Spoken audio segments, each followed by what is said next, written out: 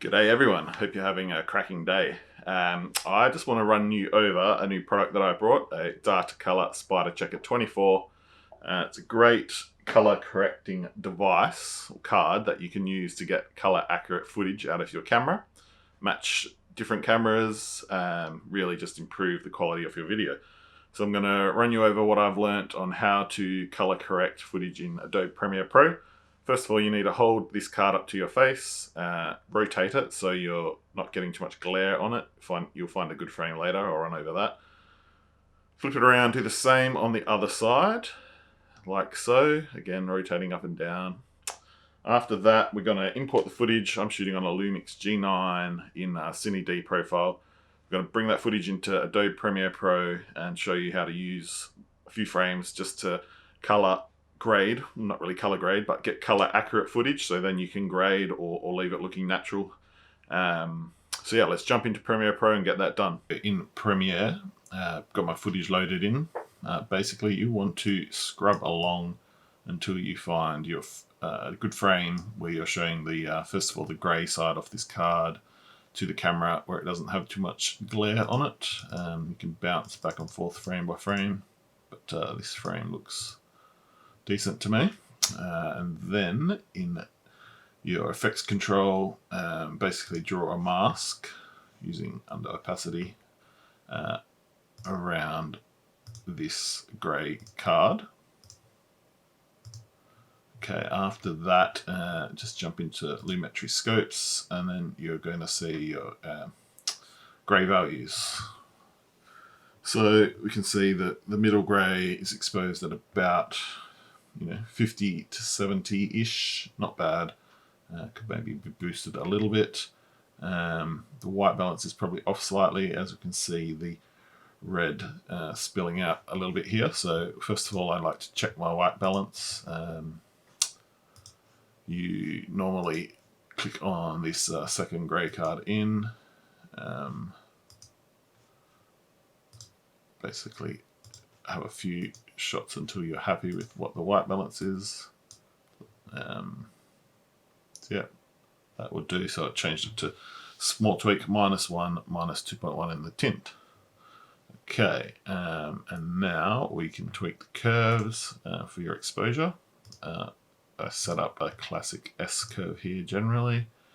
So probably lower the darks a little bit.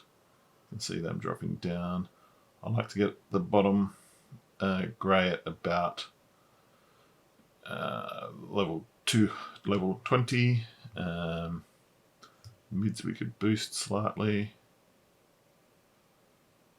and highs we'll probably leave there. Okay, and now to see that effect, jump back over to your effects control. You can turn off the opacity mask and then toggle the curve here. You can see we've added contrast and got that black level down. It's looking good. Alright, next step is to find a frame where you're holding the color side up. Again, look for a frame where the glare is not too bad. Yeah, let's bounce back through a bit. I did a pretty bad job here of holding this up to the camera, but this frame here will be perfect. Okay, turn your opacity mask back on, delete your old mask, create a new mask. This time we're doing it just around these 6 primary colors. Okay, and then zoom in to 100, whatever works for you. Confirm that all you've got in your mask is these 6 colors. That looks fine to me. That's good. Bounce back over to Lumetri Scopes. Now you can see basically you need to have your vector scope YUV turned on. Here, I guess this is what they call the spider. You can see the colors are not aligned to these nodes. So what we need to do here is in the Lumetri color hue versus hue section. Basically put a point on every color or every grid point along this line, and try not to move them too much while you're doing this. It's not super easy. It'd be great if Premiere had an option just to turn this on by default, turn those points on. But anyway, we'll start with the red, which is right on the end here. You drag it up and down until you've got it aligned to the box. I will not be perfect here because I don't want to spend forever. Hold you guys up. Yellow, you want it in the box.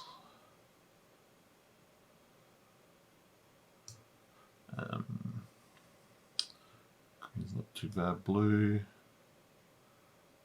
sorry, cyan I should say. Well, it's not really cyan, but actually, sorry, it is cyan. Blue,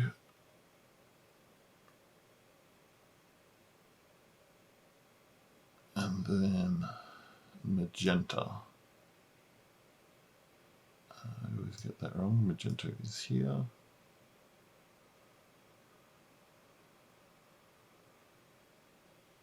Okay, so now you can see we've got these points all lined up, fairly accurate. I'll toggle this on and off, and if you look at this 6-color swatch here, you'll see the colors change. You see probably the biggest change in the cyan. You can tell before it was much more over to the blue, so now it's definitely got a nice aqua cyan look. Pink is closer to what it's meant to look like, and yeah, we're looking pretty good. So now if we bounce back over to our effects control, we can delete this mask. Let's zoom back out to fit. Basically, to see what we've been doing here, we can toggle hue versus hue on and off. Not a huge change, but if you look in the background, there's definitely some color correction going on. So if you look at this folder in the background, it looks very blue without the color correction. Turn it on, it's back to the actual color it is, which is more of a cyan teal color. Another thing I like to check is the skin tone. So this patch here is your skin tones patch. Again, if you just draw a mask over this, sometimes you need to just fudge your mask and then fix it up. So do this and then drag it back over. As long as we've only got skin tone and color in there, that's fine. Bounce back over to the Lumetri Scopes, and you can just check. Generally, this is not off, but if your white balance was not correct and this was not along the skin line, you'd want to modify generally your white balance until this is aligned correctly.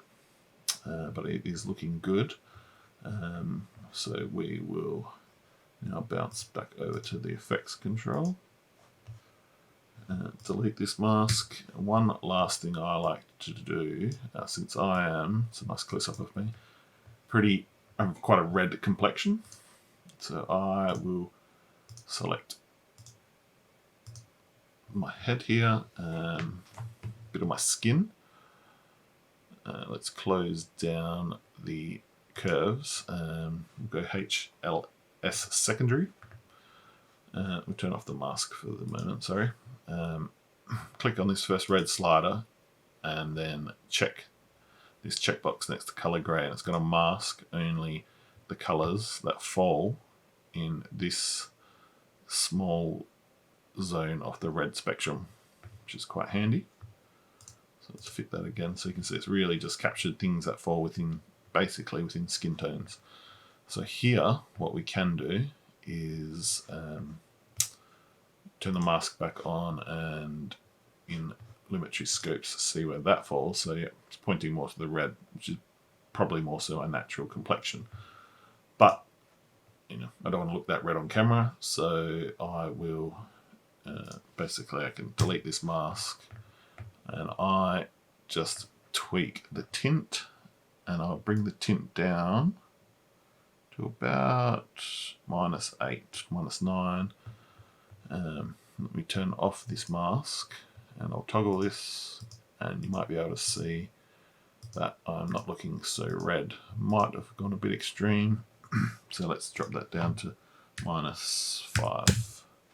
You want to be consistent with this across all videos, but -5 works for me. So now we can basically do some basic corrections from here. Maybe increase the shadow slightly, drop the highlights slightly. But that is really it. We have color corrected this footage. Okay guys, well hopefully that was slightly helpful. Some information on the Datacolor SpyderCHECKR 24, how to use it in Adobe Premiere. This is the fully manual way of color correcting some images. There are plugins out there, but at this stage I'm just learning the basics. So yeah, hopefully you got something out of this video. Check back on my channel in the future. I'm going to keep reviewing bits and pieces of camera gear and throwing out tips that I learn along the way. Nothing scripted here, so yeah, I hope you enjoyed. Cheers guys.